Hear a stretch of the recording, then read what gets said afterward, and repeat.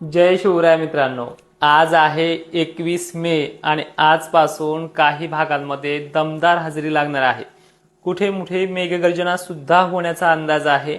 आणि तुम्हाला मी मागे पण म्हटलं होतं की ही 4-5 जे दिवस आहेत हे रखरखीत उन्हाचे ते बदलतील आणि 20 तारखेपासून आभाळ वगैरे निघायला सुरुवात होईल। तर काही ठिकाणी मोजक्या ठिकाणी का होईना पण दमदार पावसाची सुरुवात होईल। मात्र ह्या पावसामध्ये थोडी वाढ होऊन काही जिल्ह्यांना चांगला दिलासा मिळतोय आणि विशेष म्हणजे यामध्ये अनेक भाग सुद्धा सुटत आहेत। तर ते सुटणारे भाग आणि घेणारे भाग कोणते आहेत हे देखील पाहूयात।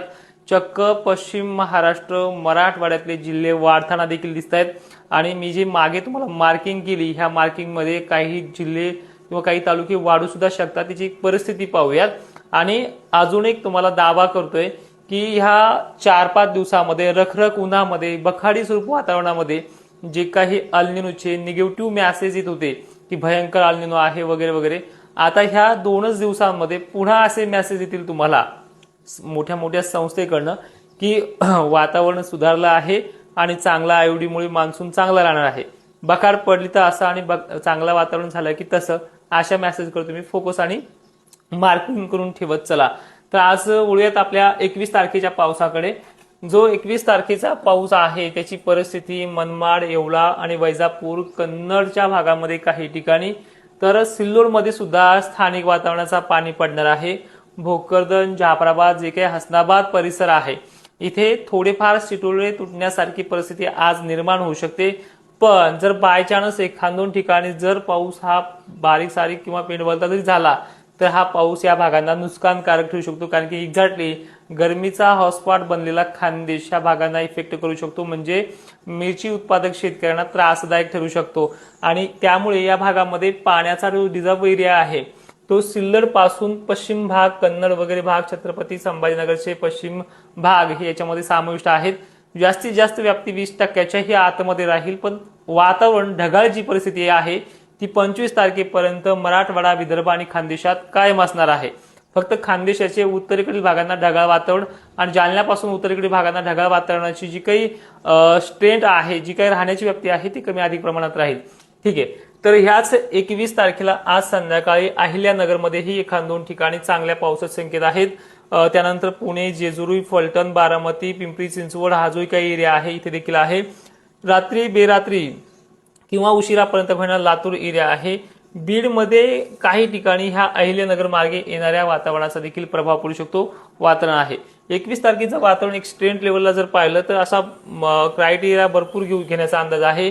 पाऊस सर्वदूर सारखा नाहीये, मात्र ठिकठिकाणी हा वातावरणामध्ये आणखीन बदल करेल। यामध्ये एक पॉझिटिव्ह गोष्ट अशी आहे की आता हे ढगाळ वातावरण 25-26 पर्यंत कायम राहिल्यामुळे या पश्चिम महाराष्ट्राचा आणि मराठवाड्याच्या टेम्परेचरवरती तुम्हाला जसं मागच्या 3-4 दिवसापासून सातत्याने ह्या गरमीच्या दिवसात सांगितलंय की 20-21 पासून हा जो बदल होतोय त्यामुळे टेम्परेचर थोडं कमी होईल। भलेही घरामध्ये भाप, गरमीची आर्द्रता वाढत असली तरी थोडा दिलासा मात्र मिळत जाईल याच्यामध्ये। तर पुढे पुन्हा काय होणार आहे याबद्दल देखील बोलूयात। तारीख आहे 22 तारखेची ही जी काही स्ट्रेंट लेवल आहे, वातावरणाची जी काही व्याप्ती आहे ही पुन्हा वाढताना दिसते। मानमाड, वेवला, वैजापूर, शिर्डी, संगमनेर, श्रीरामपूर, राहुरी या भागात हा पाऊस होऊ शकतो आणि त्यामध्ये पैठणचा समावेश आहे। म्हणजे येत्या 24 तासात आजची 21 आणि 22च्या दरम्यान कोणत्याही एका दिवसामध्ये पैठण ते फुलंब्री पट्ट्यामध्ये आणि अंबड पट्ट्यामध्ये 1-2 फटकाऱ्याची शक्यता आहे। जालन्याचा सुद्धा काही भाग त्यामध्ये येऊ शकतो। जालन्याचा उत्तरेकडील भाग जो भोकरदन साईड आहे, पण भोकरदनच्याही अलीकडे, राजूरच्याही खूप अलीकडे काही ठिकाणी पेनवणी पावसाचे अंदाज आहेत, पण गाव फक्त मोजके राहतील ही गोष्ट ध्यानात ठेवत चला। त्यानंतर विषय येतोय 22 तारखेचा। 22 तारखेच्याच विषयामध्ये हा जो काही अंबाजोगाई पट्टा आहे, लातूर पट्टा आहे, बार्शी, तुळजापूर, सोलापूर, इंदापूर, फलटण, दौंड वगैरे परिसर आहे, बीडचाही मालेगाव, माजलगाव पट्टा आणि परभणीच्याही भागामध्ये कमीत कमी 23 तारखेपर्यंत आजपासून कोणत्याही 1 तारखेला स्थानिक वातावरण म्हणजे ढगाळ भरपूर जमणार आहेत आणि ह्या पट्ट्यामध्ये हा पाऊस होण्याचा अंदाज आहे। त्या पलीकडे जाऊन सांगायचं झालं तर जी 23 तारखेबद्दल आपण आताच बोललोय, ह्याच 23 तारखेची व्याप्ती थोडी विशेषतः मोठी आहे। म्हणजे पश्चिम महाराष्ट्रामध्ये अहिल्यानगर, श्रीरामपूर, छत्रपती संभाजीनगरचा काही मोजका एरिया आणि हा भाग। आता आपण फक्त ह्या भागाच्या आतली गोष्ट का करतोय, कारण की सिस्टम जी अरबी समुद्रात बनली ती इथपर्यंत चांगल्या पद्धतीने मजल मारते। कदाचित हिंगोलीपर्यंत ही, उंबरखेडपर्यंत ही, नांदेडपर्यंत ही एरिया तुरळक ठिकाणी घेऊ शकतो, पण हे फिक्सेबल नाहीये. जो बुलढाण्यापासून यवतमाळ, घटंजी परिसर जे असेल, वर्धा, अमरावती जो आहे तो फिक्सेबल नाही. मात्र चंद्रपूरच्या राजुरा वगैरे भागात, वणी वगैरे परिसरामध्ये स्थानिक लेवलला डोंगराळ पद्धतीमध्ये हा पाऊस होण्याचा अंदाज राहू शकतो. त्यामध्ये आता सविस्तर थोडं अजूनही याच्यामध्ये थोडी स्पष्टता जाणून घेऊयात. सरळ सरळ सांगायचं म्हटलं तर अरबी समुद्रात बनलेल्या वातावरणातलं बाष्प, जे लो प्रेशर आहे त्याची तीव्रता थोडी कमी झालेली आहे. पण त्यानुसार बाष्प आल्याच्या नंतर हा पश्चिम महाराष्ट्र आणि मराठवाड्याच्या ह्या भागामध्ये, जो आपण आता मार्किंग करतोय परत एकदा, आणि छत्रपती संभाजीनगरमध्ये, ह्या बीड वगैरे भागामध्ये, ह्या पट्ट्यामध्ये ठिकठिकाणी 4 दिवस म्हणजे सलग, आज काल तर नांदगाव वगैरे भागात झालाय, पण आज 21 तारखेपासून 4 दिवस म्हणजे जवळपास 24 तारखेपर्यंत हे वातावरण पावसाळी स्वरूपाचं राहील. 3 महत्वाचे मुद्दे आहेत ते देखील ध्यानात ठेवा. पहिला मुद्दा, अल निनो कितीही गंभीर असला तरी दुष्काळी स्वरूप त्याच्यामध्ये नाही, कारण की विशेषतः आपल्या भागाला तिन्ही साईडनं समुद्र असल्यामुळे ऑलरेडी पॉझिटिव्ह अशा गोष्टींना चांगल्या पद्धतीने साथ देतोय. अनेक जण म्हणतात की ज्यावेळेस अल निनो काळामध्ये आयोडी सुद्धा तेवढा सक्रिय राहत नाही, पण निसर्ग आता पहिल्यासारखा राहिलेला नाही, पूर्ण बदललेला आहे.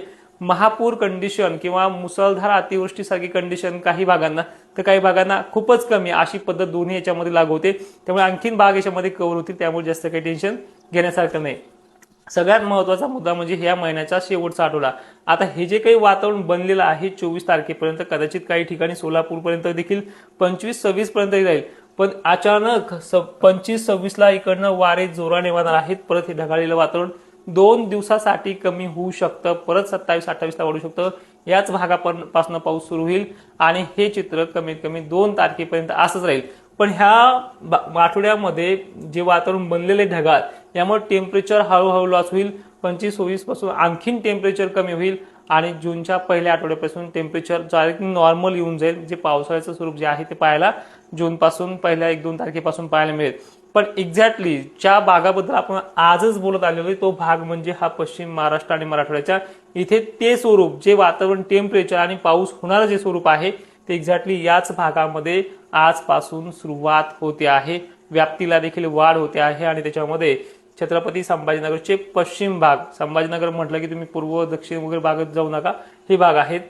नाशिकमध्येही ठिकठिकाणी, अहिल्यानगरमध्ये ठिकठिकाणी, पुणे वगैरे भागात तर काही ठिकाणी सक्रियच असतो, सोलापूर, सांगली वगैरे भागामध्ये. पण बीड वगैरे भागामध्ये आज संध्याकाळपासून काही काही ठिकाणी दुपारनंतर सुरुवात होत जाईल आणि हळूहळू तुम्ही एक तारीख अशी ध्यानात ठेवायची की यांनी सांगितलंय 21 पासून ते 23 पर्यंत ह्या काळामध्ये हे जे काही आपण मार्किंग केलेले भाग आहे कलर रेशोमध्ये, यांना ही सुरुवात होऊन जाईल. आणखीन काही प्रश्न असतील तर कमेंटमध्ये करा. आणि एक विनंती आहे, ज्या भागातल्या कमेंट, ज्या जिल्ह्यांचं, तालुक्याचं नाव जास्त किंवा असेल त्या भागाचं नाव आवर्जून घेतलं जाईल. ज्यामधल्या कमेंट कमी येतात त्या भागाचे डिटेल काढायला तेवढा वेळ देणं देखील कठीण जाते. आणखीन काही प्रश्न असतील तर कमेंटमध्ये करा. निगेटिव्ह वाल्याने IMDचा अंदाज बागण्याचा प्रयत्न करा. जय शिवराय.